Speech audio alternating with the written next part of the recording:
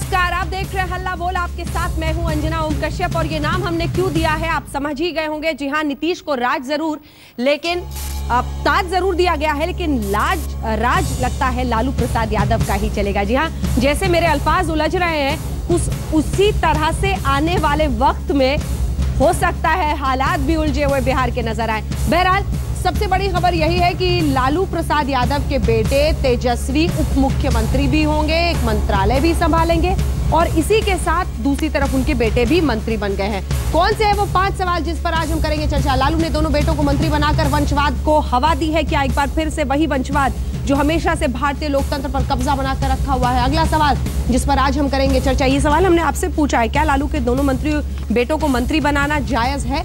जवाब जरूर दीजिएगा। तेजस्वी को डेप्यूटी सीएम बनाने से पार्टी में कलह बढ़ेगी। अब्दुल बारी सिद्दीकी सुबह से रूठे हुए थे, आखिरकार मनाया गया, वित्त मंत्रालय सौंपा गया, तब जाकर वो शांत हुए। अगला सवाल जिस पर आज हम करेंगे चर्चा वो है लालू के बेटे नीतीश के सिरदर्द बनेंगे क्या? क्योंकि अनुभव के नाम पर क्या है, दूसरी तरफ राजनीतिक इच्छा शक्ति के नाम पर क्या है, काम काज को लेकर क्या कोई भी अनुभव है, प्रशासनिक कार्रवाई कैसे होती है, इतने महत्वपूर्ण मंत्रालय उन्हें सौंप दिए गए हैं। अगला सवाल, क्या नीतीश सरकार का कंट्रोल लालू प्रसाद यादव के हाथ में होगा? ये सवाल भी उतना ही महत्वपूर्ण है और इसी से हमने नाम दिया है कि क्या ताज तो नीतीश के सर पर होगा लेकिन राज लालू का चलेगा? क्या लालू के दाग केजरीवाल को अब अच्छे लगने लगे हैं? क्योंकि आज की जो दूसरी सबसे दिलचस्प तस्वीर थी वो यही कि लालू प्रसाद यादव और केजरीवाल गले मिल रहे थे। अब ये कहने की जरूरत नहीं है कि वंशवाद और भ्रष्टाचार के खिलाफ लड़ने वाले केजरीवाल आज मंच पर जब गले लगते हुए दिखे लालू के तो सबकी नजरें रुक गई। बहरहाल इन्हीं सवालों पर हम करेंगे चर्चा, लेकिन उससे पहले आइए आपको अपनी ये रिपोर्ट जरा दिखाते हैं, क्योंकि बिहार में एक तरह से सत्ता का चरित्र लिखा जा चुका है। महागठबंधन ने आज गांधी मैदान में उस सरकार की शपथ ले ली जिसे भरपूर समर्थन मिला है लोगों का, बिहार के लोगों का।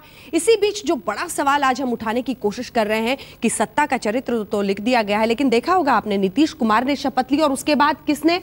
लालू प्रसाद यादव के दोनों बेटों ने। इसमें आहट छिपी है बिहार के आने वाले समय की। देखिए ये रिपोर्ट, फिर चर्चा की शुरुआत करेंगे। मैं तेज प्रताप यादव ईश्वर की शपथ लेता हूं कि शपथ ग्रहण के इसी लम्हे के साथ बिहार में नई सरकार का सूरज चमकने लगा। श्रद्धा और निष्ठा रखूंगा। गांधी मैदान में कश्मीर से कर्नाटक तक के नेताओं की मौजूदगी में बिहार ने सत्ता का नया इतिहास बनते देखा। मैं तेजस्वी प्रसाद यादव। लालू के दोनों बेटों ने शपथ ग्रहण के साथ विरासत को आगे बढ़ाया तो माता पिता की आंखें छलक पड़ी। के प्रति सच्ची श्रद्धा और निष्ठा तेजस्वी और तेज प्रताप को कुर्सी थमाकर लालू ने पिता का फर्ज तो पूरा किया, लेकिन वंशवाद के आरोप उनसे जवाब तलब करने लगे। डिप्टी सीएम को लेकर वरिष्ठ नेता अब्दुल बारी सिद्दीकी सुबह से नाराज तो चल रहे थे, लेकिन तेज प्रताप और तेजस्वी के बाद शपथ ग्रहण की मजबूरी उन्हें निभानी पड़ी। मैं अब्दुल बारी सिद्दीकी सत्यनिष्ठा से प्रतिज्ञा करता हूं। बहन के लिए तो आज बहुत बड़ा मौका था और खुशी का पल था। देखिए, अगर इस तरह का कोई पार्टी ने या हमारे बड़े जो नेता हैं उन्होंने अगर कोई तय किया है तो बिल्कुल मिलना चाहिए। किंग मेकर लालू गांधी मैदान पहुंचे तो सीधे नीतीश के गले लगकर रिश्तों की बुनियाद को नई मजबूती दे दी, लेकिन एक और मिलन सियासत में कई संकेत दे गया। लालू के साथ मंच तक बांटने से परहेज करने वाले केजरीवाल पहुंचे तो शिष्टाचार के नाम पर ही सही, लेकिन मिलन में गर्मजोशी भरपूर दिखी।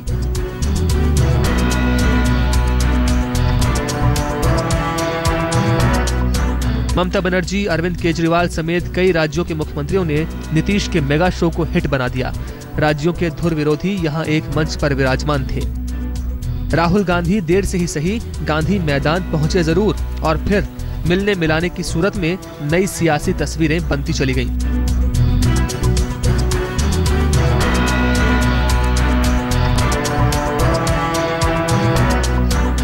लालू और राहुल के बीच बैठने बिठाने का फर्क तो था, लेकिन दिलों में दरार गठबंधन के सीमेंट से भरती भी दिखी। बिहार ने लालू नीतीश की झोली में वोट भरपूर डाले हैं, लेकिन ये राज रिटर्न गिफ्ट वसूलने में भी देर नहीं करता। वैसे गांधी मैदान से उठी ये गरज क्या दिल्ली तक धमकेगी या 2019 आते आते तूफान खामोश पड़ जाएगा? सुजीत झा के साथ कुमार अभिषेक, पटना, आज तक। और इसी पर आज हम करेंगे चर्चा। कई खास मेहमान हमारे साथ इस पूरी चर्चा में जुड़ रहे हैं। सबसे पहले आपका परिचय उनसे करा दें। हमारे साथ शाहनवाज हुसैन साहब, राष्ट्रीय प्रवक्ता भारतीय जनता पार्टी के जुड़ रहे हैं इस चर्चा में। संजय निरुपम जी, प्रवक्ता कांग्रेस पार्टी की तरफ से हमारे साथ जुड़ गए हैं।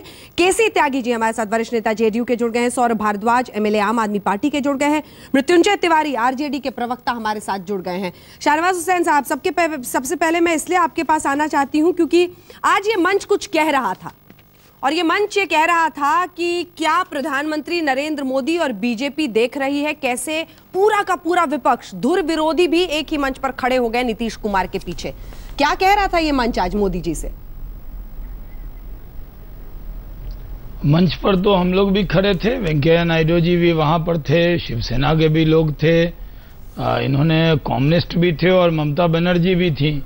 तो मंच यही कह रहा था कि लालू जी की ताजपोशी हुई है और तेजस्वी यादव, ये नीतीश कुमार जी की, माफ़ कीजिएगा, नीतीश कुमार जी की ताजपोशी हुई है और तेजस्वी यादव बिहार को नए उप मुख्यमंत्री के तौर पे मिले हैं।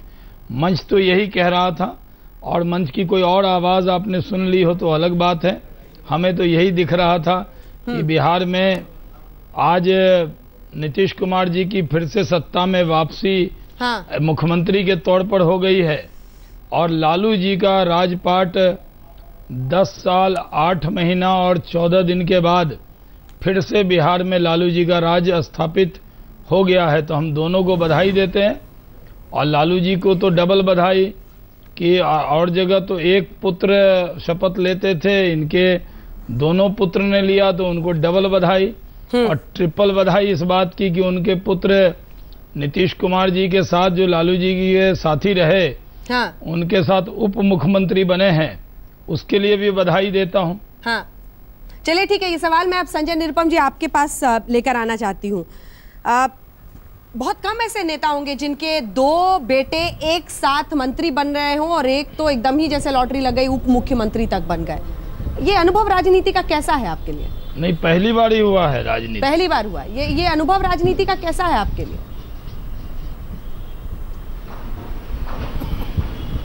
देखिए, भारतीय राजनीति में वंशवाद के मुद्दे पर आज से नहीं वर्षों से चर्चा हो रही है, लेकिन सच ये है कि इस प्रकार की व्यवस्था भारतीय राजनीति की अब सच्चाई बन गई है। और भारतीय जनता पार्टी जो इस विषय पे सबसे ज़्यादा बोलती है, वो भी इस विषय से अछूती रह गई है, मेरा ऐसा नहीं मानना है। अगर चाहेंगे तो बहुत सारे उदाहरण पेश किए जा सकते हैं। हाँ, जिन्होंने शादी ब्याह नहीं किया है, जिन्होंने अपनी पत्नी छोड़ दी है, वो कोई अपनी वंश परंपरा नहीं चला सकते, ये एक बहुत बड़ी वस्तुस्थिति है। बड़ा मुद्दा ये है कि आरजेडी एक बड़ा दल बन के आया है और लालू जी उसके प्रमुख है, और उनको तय करना है कि उनकी पार्टी से कौन मंत्री बनेगा, कौन उप मुख्यमंत्री बनेगा, और उन्होंने अपने दोनों बेटों को प्रस्तुत किया है। अब उनकी पार्टी का यह अंदरूनी मामला है, और कांग्रेस पार्टी के एक प्रवक्ता होने के नाते मैं इस पे ज्यादा टिप्पणी करूं मुझे अच्छा नहीं लगेगा। हाँ, मैं इतना अवश्य कहना चाहूंगा कि गांधी मैदान के मंच पर आज जो कुछ हुआ, वो 18 महीने पहले जो लोग सत्ता में आए थे और जो इस दंभ में जी रहे थे कि आने वाले 25 वर्षों तक इस देश में वही राज करेंगे और बाकी सारी पार्टियां अब खत्म हो चुकी हैं, उनका दंभ, उनका अहंकार टूट गया। अब एक मोदी और भारतीय जनता पार्टी के विरोध में एक नया राजनीतिक ध्रुव तैयार हुआ है, और मुझे दिख रहा है कि पूरे देश के सभी प्रमुख लोग, यहां तक कि एनडीए में शामिल कुछ पार्टियों के प्रतिनिधि भी वहां पर थे। निश्चित तौर पर इसका अर्थ यह निकलता है कि अब बीजेपी के विरोध में एक सशक्त विपक्षी ध्रुवीकरण तैयार हो रहा है। हां, अगला आपका प्रश्न होगा इसका नेतृत्व कौन करेगा, यह समय बताएगा कि इसका नेतृत्व आने वाले दिनों में कौन करेगा। इसके लिए थोड़ा इंतजार करना चाहिए। आज नीतीश जी को बधाई, उनके पूरी टीम को बधाई, लालू जी के दोनों बेटों को बधाई, और उनके सभी मंत्रियों और सभी साथियों को बहुत सारी बधाई। बिहार की जनता को भी विशेषकर मैं धन्यवाद दूंगा कि उन्होंने एक सही पार्टी, सही गठबंधन को मौका दिया है बिहार का विकास और लोगों का कल्याण करने के लिए। और आपको भी बधाई, क्योंकि आपने मैंने 2 सवाल काट लिए और उस पर अपना जवाब खुद ही दे दिया, क्योंकि मुझे पता है उस पर जवाब सीधा मिलता नहीं और हम लोग वक्त जाया करते। मैं केसी त्यागी जी अब आपके पास आना चाहती हूँ। दम भरने का लगा रहे हैं, लेकिन खुद दम भर रहे हैं उस मंच का, यानी उस मंच का दम्भ और अहंकार इनकी बातों में साफ झलक रहा है। जबकि त्यागी साहब दूसरे चैनल पे मेरे साथ थे, उन्होंने शालीनता दिखाई। आप उन्हीं से पूछ लीजिए पहले त्यागी साहब से, तब मैं प्रतिक्रिया दूंगा कि शक्ति प्रदर्शन और दम्भ जो कांग्रेस बिना बात के उछल रही है, हाँ। बेगाने शादी में अब्दुल्ला दीवाना दूसरे को कह रहे हैं कि प्रदर्शन हुआ दूसरे है, तो खतरा तो राहुल गांधी शाहनवाज जी राहुल गांधी को खतरा है। शाहनवाज जी दूसरे की भर रहे हैं, शाहनवाज जी सुनो ना, हो गया ना दम भर रहे हैं। शाहनवाज जी जरा सुनिए ना, राहुल जी उनके शाहनवाज भाई, अरे संजय जी इसका जवाब अरे जरा सुनो तो यार, त्यागी जी के पास चलूं। संजय जी जवाब दे दीजिए, वो कह रहे हैं बेगानी शादी में एक लाइन में शाहनवाज जी को बोलना चाहूंगा, एक लाइन में शाहनवाज जी को जवाब देना चाहता हूं कि जो लोग दूसरों की शालीनता पे सवाल उठाते हैं वो अपने आप में अहंकारी माने जाते हैं। तो कृपया करके हमने जिस तरीके से अपनी बातें रखी है उसको स्वीकार करिए। रह गई बात बेगानी शादी की, तो कांग्रेस पार्टी महागठबंधन में तीसरा दल थी और 7 गुना ज्यादा सीटें निकल के आई हैं, और अगर कांग्रेस पार्टी कुछ नहीं होती तो महागठबंधन में भी उसको जगह नहीं मिलती, 41 सीटें नहीं मिलती। तो 41 सीटें मिली, उसके आधार पर हमने एक बड़ी जीत हासिल की और आज हमारे प्रतिनिधि नीतीश जी के मंत्रिमंडल में बतौर मंत्री शामिल हुए हैं। इसमें बेगानी शादी कहां से हो गई भाई? ठीक है, मैं केसी त्यागी जी आपके पास आना चाहती हूँ। केसी त्यागी जी, मैं आऊंगी सर। संजय जी, शाहनवाज जी प्लीज, शाहनवाज जी थोड़ा सा रुक जाइए प्लीज। केसी त्यागी जी, मैं आपके पास आना चाहती हूँ। पहले तो बधाई, क्योंकि नीतीश कुमार एक बार फिर से तीसरे मुख्यमंत्री के रूप में तीसरी बार शपथ ले रहे हैं। लेकिन मेरा सवाल सर आपसे ये है, क्योंकि आप राजनीति के एक लंबे सफर को तय करके यहाँ पर पहुंचे हैं, आज लालू प्रसाद यादव जी तो बहुत अच्छी नींद सोएंगे, क्योंकि अपनी विरासत उन्होंने दोनों बेटों को सौंप दी। लेकिन नींद उन लोगों की उड़ती है जो हिंदुस्तान के लोकतंत्र में ये मानते हैं कि लोकतंत्र वही सही चलता है जो काबिलियत से तय होता है। जहां विरासत बीच में आ जाती है वहां पर समझौता होता है, पार्टी और सरकार एक शख्स उसके परिवार की जागीर बनती है त्यागी जी, और यही होने दिया है आज आपने बिहार में।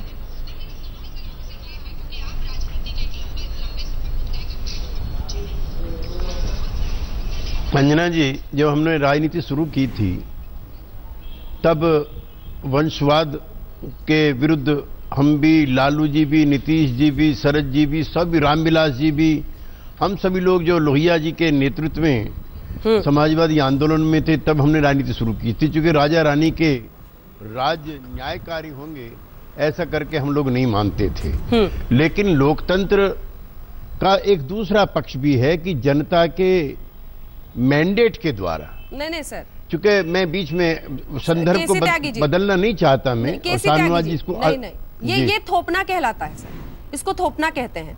विधायक कितने सारे बने, और इन दोनों से ज्यादा अनुभव कई लोगों का होगा सर। त्यागी जी, विनम्रता से, इनसे ज्यादा अनुभव कई लोगों का होगा, इसीलिए अब्दुल बारी जैसे लोग आज बहुत परेशान थे। अंजना जी, आप अपनी व्याख्या करने के लिए स्वतंत्र हैं और मैं अपनी व्याख्या करने के लिए स्वतंत्र हूं।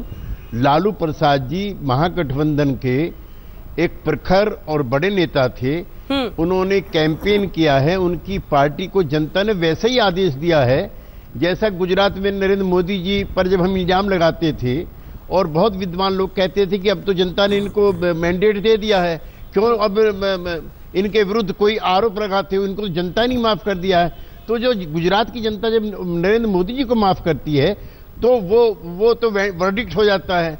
और जब लालू जी के कहने पर, लालू जी के महागठबंधन का नेता होने पर जब वहां की जनता बिहार की मैंडेट हो जाती है तो ये अपमान हो जाता है। दोहरे मापदंड आप क्यों अपनाना चाहते हो? नंबर 1। नंबर 2, ये महागठबंधन को मैंडेट मिला है जिसमें राष्ट्रीय जनता दल एक बड़ा हिस्सा है। उसकी पार्टी के नेता ने जो लिस्ट हमको सौंपी है, मुख्यमंत्री को सौंपी है या गवर्नर को सौंपी है, उसकी वरीयता के हिसाब से गठबंधन के धर्म के नाते हम तमाम प्रक्रियाओं को पूरा कर रहे हैं।